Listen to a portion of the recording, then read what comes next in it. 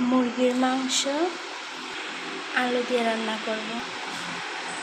পেঁয়াজ কুচি, তেজপাতা, দারচিনি, এলাচি, লং, লবঙ্গ। কড়াইটা বসিয়ে দিলাম। এখন দিব তেল। এখন দিয়ে দিব তেজপাতা,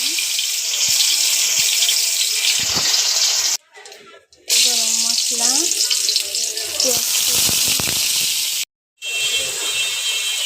এখন পেঁয়াজটাকে ভেজে নেব।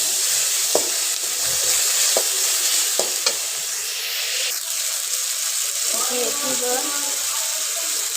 1 চামচ আদা বাটা,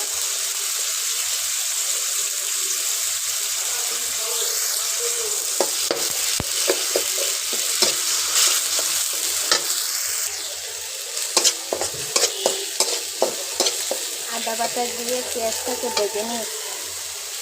এখন দিয়ে দিব অল্প একটু পানি।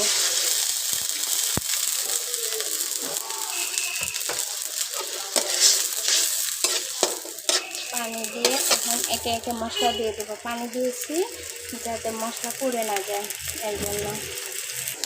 এখন দিয়ে দিব 1 চামচ লবণ,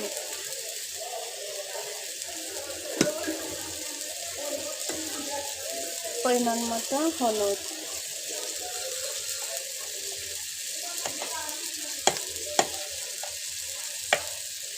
অল্প পরিমাণে মরিচের গুঁড়া, গরম মশলার গুঁড়া দিয়ে এখন একসাথে মিশিয়ে নেব।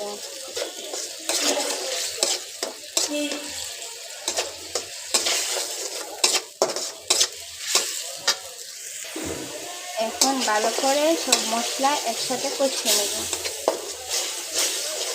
কষানো হয়ে গেলে এর মধ্যে দিয়ে দিব মুরগির মাংস। আমার পেঁয়াজটা কষানো হয়ে গেছে। এখন দিয়ে দিব, তেল ছেড়ে দিয়েছে। এখন দিয়ে দিব মুরগির মাংস।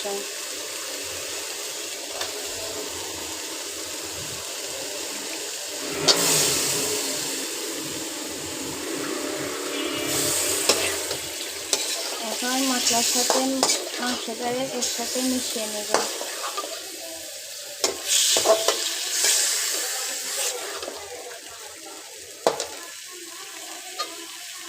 তারপর কষিয়ে নেব। মাংস থেকে পানি বের হয়েছে, এটা দিয়ে কষা কষা করব।